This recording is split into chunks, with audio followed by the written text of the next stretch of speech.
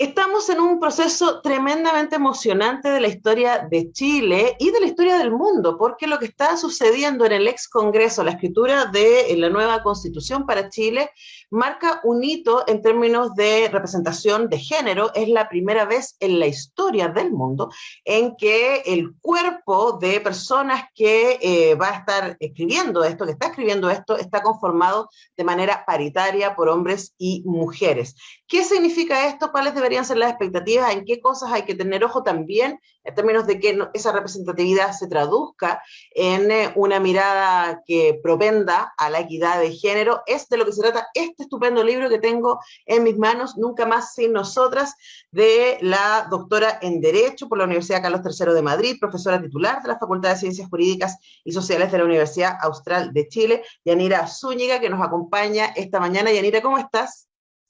Muy bien, gracias por la invitación, encantada de estar acá. Bueno, yo tuve el privilegio de acompañar a Yanira en la presentación del libro hace algunas semanas atrás y hablamos largo, ¿cierto? Sobre el camino del libro, que a mí además me pareció que para alguien que no está metido en los estudios de género, que no tiene necesariamente historia a mano, la historia de los hitos del feminismo, sus conceptos principales, es un libro muy útil por la cercanía y por el manejo introductorio de conceptos. Yanira hace un camino, ¿cierto? Y explicitando que este es el camino que ella escoge y que hay cosas que se están quedando afuera, pero que esto es lo que ella considera importante para poder marcar este proceso.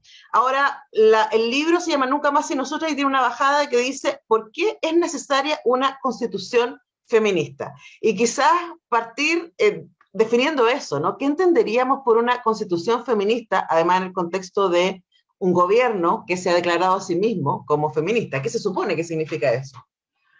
Sí, bueno, hay un ejercicio también de responder a una expectativa que ha surgido en el medio social, porque esto no ha sido la idea de una constitución feminista, una especie de reclamo desde el ambiente constitucional, de juristas, nada que se le parezca, ¿no? La expectativa es social y yo diría que la expectativa tiene razón y a mí me gusta esa definición en entender que una constitución feminista sería una que pudiera reflejar, por un lado, los problemas e intereses de las mujeres y la mirada de las mujeres para resolverlos, como una mirada que no es una mirada parcial, sino una mirada del mundo. Y eso supone, evidentemente, que hay que crear una arquitectura que es relativamente nueva en la que esos intereses se traducen en cláusulas constitucionales, no solo las de derechos fundamentales, que es lo primero que uno se le viene a la cabeza, por ejemplo, que hayan derechos sexuales y reproductivos o derechos relativos al cuidado, sino también pensar cómo estabilizar una presencia de las mujeres en los procesos de toma de decisiones. Por eso es que en el libro me interesa trabajar el concepto de paridad y, como tú dices, cómo la experiencia chilena ha sumado un nuevo capítulo a la historia de la paridad y ver cuáles podrían ser las proyecciones de esta nueva mirada en clave institucional, pero también en clave de la cultura de los movimientos de mujeres, que al final el feminismo tiene esta dualidad, ¿no? Es a la vez idea y acción política colectiva. Claro, hay una teoría y una práctica que está caminando junta todo el tiempo. Ahora, este libro es parte de la colección Hoja de Ruta que está sacando Paidós y que tiene acercamientos desde distintos puntos de vista. Este fue uno de los primeros dos que salieron. Este mes acaban de salir tres más. Para pensar este proceso constituyente. Y es interesante porque es como cuando no perder de vista que entendemos por el que entendemos constitución, ¿no? Esta cosa que nos cruza, es como nuestra declaración de principios como sociedad. Ahora, una de las cosas de las que tú hablas en el libro desde dos lugares es la relación que ha tenido las mujeres en su pluralidad con el Estado. Entonces el recorrido de por qué las constituciones anteriores no han sido feministas, sino más bien han asegurado la inequidad de alguna manera y entendiendo que ese ha sido nuestro pasado, porque es desafiante que hoy día podamos confiar en que el Estado pueda asegurarnos, ¿cierto?, un lugar de mayor desarrollo para todos y todas, ¿cierto?, y de mayor equidad. ¿Cómo se hace eso? Compartamos un poco las reflexiones que tú tienes en el libro respecto a cómo avanzamos en ese sentido. Sí, bueno, eso es un desafío porque en el libro yo trazo una historia a grandes rasgos del feminismo que empieza en el siglo XIX, XVIII, perdón, cuando se empieza a teorizar sobre la idea de la igualdad y a transformarla en algo concreto.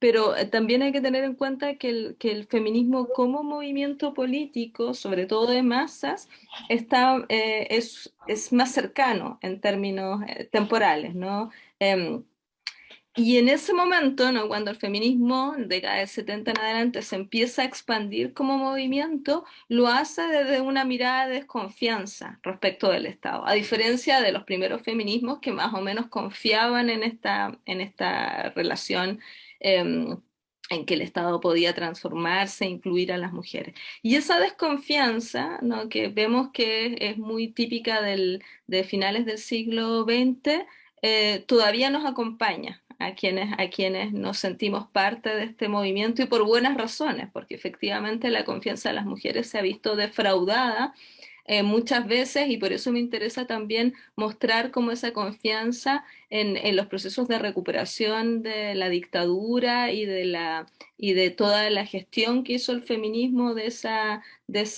empresa que fue recuperar la democracia también se vio defraudada si miramos las cifras de mujeres que participaron en la arquitectura institucional de los años 90, que es una Ujú. cifra que es muy magra, ¿no? Entonces, uno de los grandes desafíos es administrar esa desconfianza sin que llegue a ser paralizante, sin que nos obligue a estar permanentemente afuera y poder transitar en esos niveles, porque al final la construcción de la democracia en términos de estabilidad y la idea de la paridad es un buen ejemplo, requiere estar en algún sentido al menos un pie adentro del sistema institucional. No se puede construir solo como crítica externa, porque esa crítica se diluye muchas veces o queda solo en su forma cultural cuando no es capaz de permear la construcción de instituciones, ¿no? De cómo se ejerce el poder, de quién ocupa ese poder y de qué representa ese poder.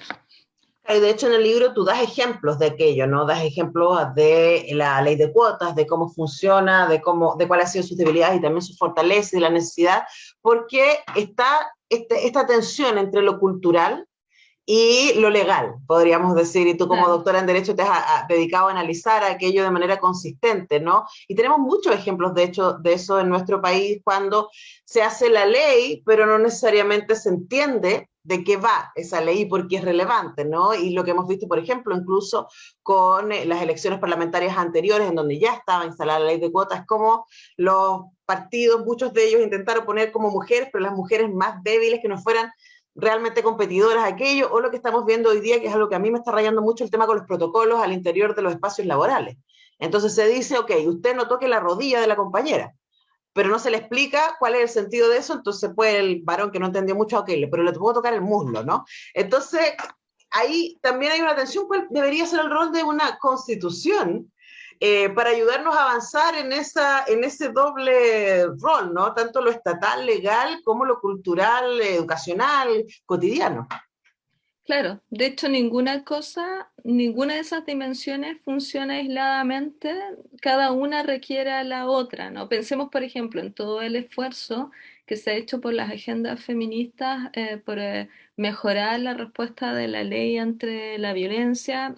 Esto no lo digo de manera muy directa en el libro, pero es una reflexión a propósito de lo que estamos conversando y cómo hemos apostado a subir las penas que la ley establece para los casos de violencia. Pero luego, si no confiamos en el Poder Judicial, que es esto lo que está detrás del cántico de las tesis, ¿no? Apuntar a los tribunales Uh como, -huh. como órganos no confiables, bueno, entonces no tenemos resuelto el problema, porque no sacamos mucho de tener leyes en las que le pidamos una respuesta estatal si luego a las mujeres no nos sentimos confiadas en utilizar esas leyes. Y como dices tú, tampoco sacamos mucho que nos integremos a un poder que luego no somos capaces de modificar en sus propias pautas. Esto siempre ha sido el dilema del feminismo, ¿no? Tratar de que al ingresar al poder, el poder no termine capturando al propio movimiento y doblegándolo. Entonces, Claro. la necesidad de estar atentas, pero al mismo tiempo hacer votos de confianza, que yo creo que es lo que supone poner fichas en la nueva constitución, hacer un acto de confianza, porque no sabemos cómo va a salir, Ujú. ¿no? Bueno, y eso es súper importante esa conversación, especialmente esta semana, Yanira, no sé si te ha pasado, pero a mí me ha llamado muchísimo la atención estas encuestas que uno inmediatamente dice, ya, pero ¿quién la financia? ¿A qué grupos representan? Etcétera, en donde ya están diciendo que la mayoría de la población chilena, y con esos términos, ¿no? Pensando que además una encuesta de X cantidad de personas representativas va a votar rechazo, y es como, ¿va a votar rechazo a qué? Si todavía no tenemos un texto, ¿cierto?, al que podamos oponernos o apoyar. ¿Qué pasa ahí con las confianzas? ¿No? ¿Qué pasa ahí también cuando hay una fuerza que es explicitada en los medios de comunicación masivos de manera tan consistente que se opone a estos cambios y, entre otras cosas, a los cambios que tienen que ver con los valores feministas al interior de la Constitución? Claro, como yo escribí el libro en el momento en que estábamos transitando desde la alegría del proceso constituyente hacia la discusión de la elección presidencial, en que quedó muy claro en un tiempo muy cortito que podíamos tener una división muy importante sobre nuestra manera de concebir los avances sociales en Chile, porque la oferta de José Antonio Cast es una oferta claramente conservadora, ¿no? En relación con los temas de género y con otros tantos temas, ¿no? Y esto nos muestra entonces que tenemos, como a veces se utiliza esta expresión para los conglomerados políticos, dos almas, cosas que coexisten, ¿no? En todos nosotros y nosotras como ciudadanos y ciudadanas, que probablemente el proceso constituyente tiene que aglutinar, y eso ya es un desafío. A mí no me sorprende tanto las encuestas, asumiendo probablemente que algunas tienen sesgos y problemas metodológicos, pero lo que sabemos en los procesos constituyentes es que la opción sí no te obliga a tomar partido, y las personas a veces queremos que las constituciones sean una especie de cláusulas a la carta. Claro. Y eso es muy difícil, que lo logre no solo esta constitución, sino Cualquiera. cualquier constitución, ¿no? Cualquiera que tiene que dar cuenta de una comunidad diversa como cualquiera, así como la nuestra, Exactamente. como cualquiera, ¿no? Conversamos con la doctora en Derecho Yanira Zúñiga, autora de Nunca más sin nosotras, porque es necesaria una constitución feminista que ya está en librería y ustedes pueden conseguir. Y para ir cerrando, Yanira, yo describía el libro antes como un libro que es muy útil como una herramienta introductoria a los procesos del feminismo como teoría y también como movimiento social que nos trajeron un poco hasta acá. Y también a mí me gustó mucho el libro que tú pones varias alertas en ese sentido. Y considerando que todo eso está acá en 130 páginas, que además ya me parece súper notable y súper milagroso tu capacidad de concentrar todas esas profundidades en esta cantidad de páginas. ¿Quién es tu lector ideal o lector ideal? ¿Para quién te ha pensado este libro? Yo creo que para alguien que quiera reflexionar sobre, pero desde una perspectiva abierta, no solo para quien se autodefine ya como feminista, sea hombre o sea mujer, ¿no? Yo también abro las puertas a esa cuestión, ¿no? A la posibilidad de que el feminismo trascienda la práctica solo femenina.